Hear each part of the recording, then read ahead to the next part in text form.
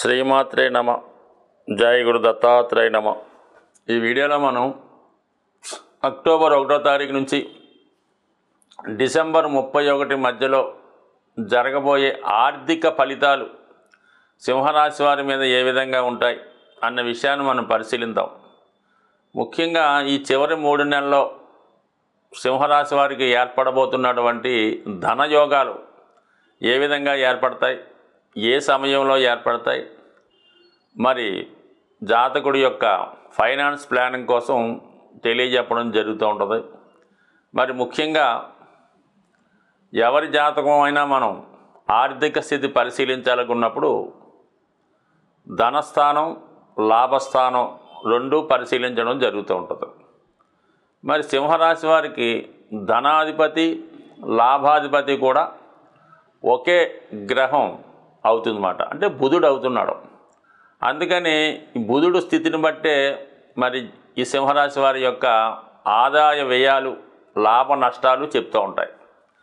మరి అందుకనే ఈ సింహరాశి వారికి ఆర్థిక స్థితి ఒకప్పుడు చాలా అనుకూలంగా వివిధ సోర్స్ ద్వారా వస్తుంటాయి, ఒకేసారి సడన్గా ఆగిపోవడం జరుగుతూ ఉంటుంది.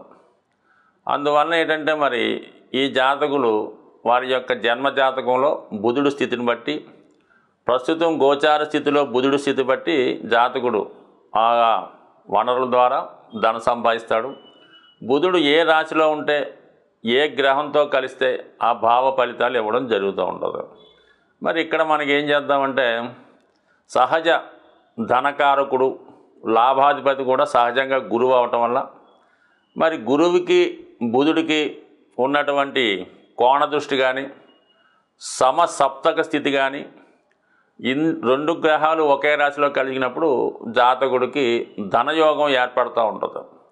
అలాగే ఫర్ ది సేమ్ టైం విద్యాయోగం కూడా ఇదే స్థితిలో ఏర్పడుతూ ఉంటుంది. మరి ప్రస్తుతం ఈ బుధుడు అక్టోబర్ 13వ తారీఖు వరకు ధనస్థానంలోనే సంచరిస్తున్నాడు కాబట్టి, ఉచ్ఛలో ఉన్నాడు కాబట్టి జాతకుడు తన వ్యక్తిగత సామర్థ్యంతో, వాక్చాతుర్యంతో, స్నేహితులు బంధువుల సహకారంతో మరి ధనాన్ని సంపాదించే అవకాశం ఉంటుంది.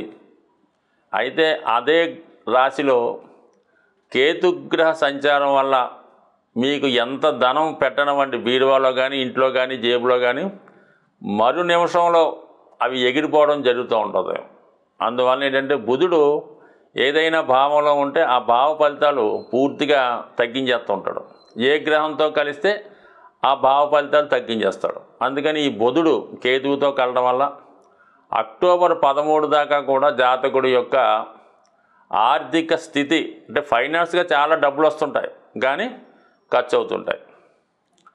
అక్టోబర్ 13 నుంచి నవంబర్ 6 దాకా, అక్టోబర్ 13 నుంచి నవంబర్ 6 దాకా మరి బుధుడు 6వ స్థానంలో సంచరించడం వల్ల, అంటే సింహరాశి వారికి 3వ స్థానం అవుతుంది. గురువు నుంచి 6వ స్థానం షష్టాష్టకాలు పట్టడం వల్ల చాలా వరకు జాతకుడికి నవంబర్ 6 వరకు కూడా ఫైనాన్స్ స్థితి చాలా ఇబ్బందికరంగా ఉంటుంది.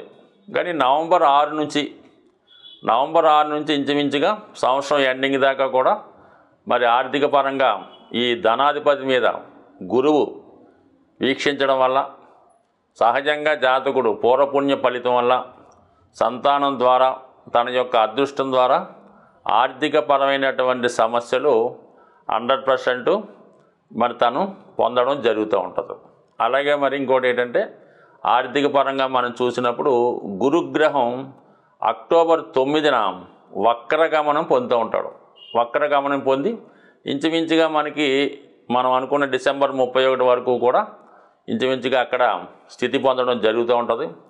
మరి వక్రించిన గురుగ్రహం తన వెనకనున్న రాశి ఫలితాలు కూడా ఇవ్వడం వల్ల ఒక విధంగా భాగ్యస్థానంలో గురువు ఉన్న ఫలితం మరి మనకి ఈ సింహరాశి వారికి లభిస్తూ ఉంటుంది. ఆ కారణం వల్ల చాలా వరకు అదృష్టం ద్వారా మరి గురువుల యొక్క ఆశీర్వాదంతో కానీ, దైవబలం వల్ల కానీ, తండ్రి గారి సహకారంతో చాలా వరకు మీకు అదృష్టం ద్వారా ధనం కలిసి వస్తుంది. అంటే కేవలం అది లిక్విడ్గా వచ్చే ధనమే, బంగారమే కాకుండా ఏదైనా స్థిరాస్తి రూపంలో కానీ, వారసత్వంగా వాళ్ళ దగ్గర నుంచి మీకు ఏమైనా పదవి కానీ, లేదంటే ఏదైనా ఆస్తి కానీ లేదంటే ఏదైనా ఒక వృత్తి కానీ మీకు రావడం వల్ల ఒక గుడ్ విల్ లాగా మీ జీవితంలో ఇది మీకు ఆర్థిక పరంగా మీ ఉన్నతికి సహాయపడే అవకాశం ఉంటుంది. మరి గురుగ్రహ వక్రగమనం వల్ల సో ఇది కూడా బాగుంది. అయితే యాస్టీజ్గా మరి అక్టోబర్ 20 దాకా కూడా మరి లాభస్థానంలో కుజగ్రహ సంచారం జరుగుతుంది కాబట్టి జాతకుడికి అటు భూములు, స్థిరాస్తులు, తన వ్యక్తిగత సామర్థ్యం ద్వారా ధన సంపాదనకి ఎటువంటి పరిస్థితుల్లో కూడా అక్టోబర్ 20 వరకు చాలా అనుకూలంగా ఉంటుంది.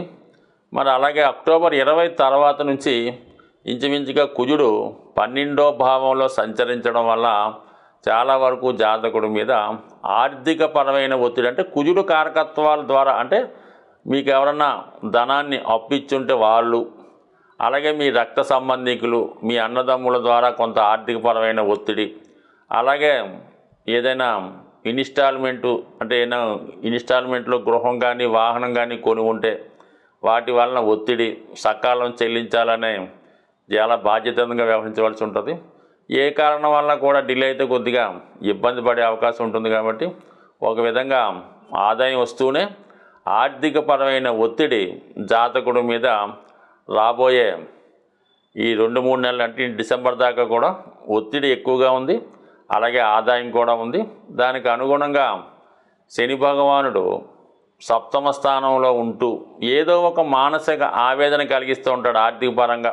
మామూలుగా సింహరాశి వారికి షష్ఠ సప్తమాధిపతిగా అత్యంత శత్రుగ్రహమైనటువంటి, అంటే ఏదన్నా ఒక రాశి వారికి శత్రుగ్రహం యొక్క దృష్టి రాశి మీద పడుతున్నా, ధనభావం మీద పడినా, లాభస్థానం మీద పడినా ఖచ్చితంగా జాతకుడికి మరి ఆర్థిక పరమైన ఇబ్బంది రావడం జరుగుతూ ఉంటుంది. మరి 7లో ఉన్నటువంటి కుజుడు 11వ భావం మీద కూడా తన ఫలితాన్ని చూపిస్తుంటాడు. కాబట్టి రావాల్సినటువంటి ఆదాయం రాకుండా ఆఫ్ చేస్తూ జాతకుడికి చాలా ఆందోళనకి గురయ్యే అవకాశం ఉంది.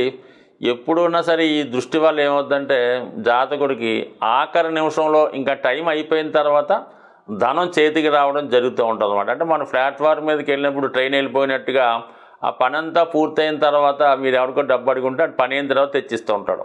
మళ్ళీ ఆ డబ్బు వాడతారు, ఆల్రెడీ చేసింది వాడుతుంటారు. కాబట్టి చాలా వరకు ఈ ఆలస్యాన్ని కొద్దిగా తగ్గించుకోవాలంటే మరి మీ ఫైనాన్స్ ప్లాన్ కొద్దిగా అడ్జస్ట్ చేసుకుంటూ ముందుకెళ్తే చాలా వరకు ఈ రాబోయే 3 నెలల్లో ఉన్నటువంటి ఆర్థిక స్థితి నుంచి చాలా వరకు బయటపడే అవకాశం ఉంటుంది. ఏదైనా మనం ఆర్థిక విషయాల్లో ఎటువంటి లోటు లేకుండా ఉండాలంటే మరి ప్రతి ఒక్కరూ కూడా సాధారణంగా వారానికి ఒక రోజు, కామన్గా ఆంధ్రప్రదేశ్ ప్రాంతంలో చాలామంది నేను చూస్తుంటాను, ప్రతి శుక్రవారం కూడా వాళ్ళు ధనాన్ని ఖర్చు పెట్టడానికి ఇష్టపడరు.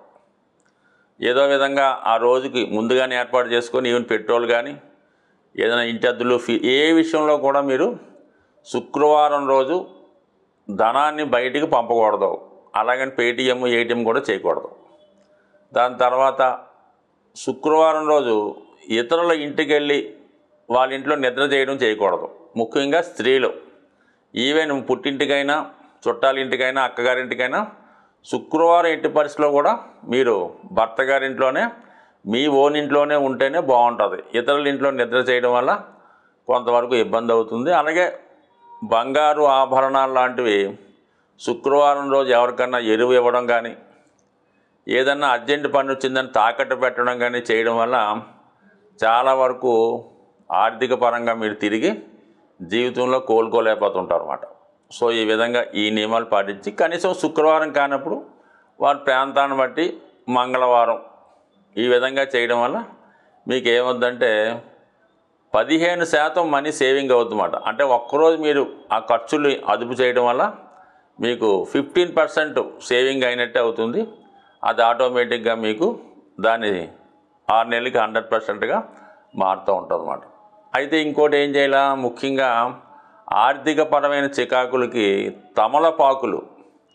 తమలపాకులు మరి అమ్మవారికి కానీ ఆంజనేయ స్వామికి కానీ ఎవరికన్నా సరే మరి తమలపాకుల మీద కొద్దిగా సింధూరం మరి ఏదైనా నెయ్యిలో కలిపి బొట్టుగా పెట్టడం కానీ, ఇంకా అవన్నీ అక్కర్లేదు, తమలపాకులు, యాలక్కాయలు, మరి అమ్మవారికి తాంబూలంగా పెట్టాలన్నమాట. పెట్టచ్చు, అలాగే ఆంజనేయ స్వామి పెట్టచ్చు. ఇది చేయడం వల్ల కూడా మీకు ధన సంపద చేకూరుతూ ఉంటుంది. సరే, అది కొంతవరకు అదొకటి చేసుకోవచ్చు.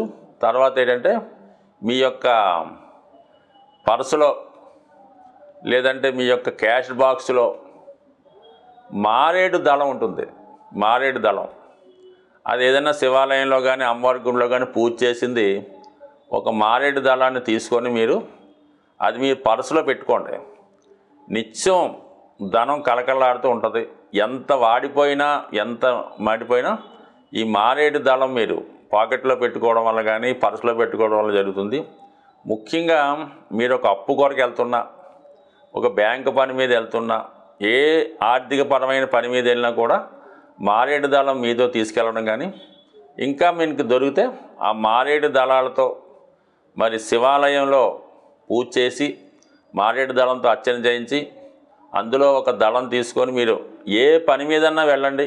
ఆఖరికి భార్యాభర్తలు విడిపోయి ఉన్న రాజీ కొరకు మీరు వెళ్తున్నా కూడా అది ఖచ్చితంగా పూర్తి అవ్వడం జరుగుతూ ఉంటుంది. ఇది అద్భుతమైన రెమెడీ కాబట్టి ఇది కూడా మీరు నిరభ్యంతరంగా పాటించవచ్చు. అలాగే మరి కొంతవరకు ఒక పటిక బెల్లం ముక్క, చిన్న పటిక బెల్లం ముక్క ఇదే లేదా క్రిస్టల్స్ కానీ చిన్న చిన్న క్రిస్టల్స్ కానీ ఒక కవర్లో పెట్టి ఎప్పుడు మీ పాకెట్లో పెట్టుకోండి. ఏ పని మీద వెళ్ళినా కూడా అది మీ దగ్గర ఉంచుకుంటే 100% మీకు ఆ పనులు సక్సెస్ అవుతాయి. అలాగే ముఖ్యంగా చీమలకి, నల్ల చీమలకి పంచదార ఆహారంగా వేయడం వల్ల కానీ, చెరువులో అది చేపలు ఉంటాయి కదా, ఆ చేపలకి బిస్కెట్లో ఏదో ఒకటి ఆహారంగా వేయడం వల్ల కానీ, మరి అలాగే గోవుకి అరటిపళ్ళు, పసుపు రంగు అరటిపళ్ళు పెట్టడం వల్ల ఇవన్నీ కూడా జాతకుడికి అదృష్ట యోగాన్ని, సూక్ష్మంలో మోక్షంగా ధనం సంపాదించడానికి కారణమవుతుంది. స్వస్తి.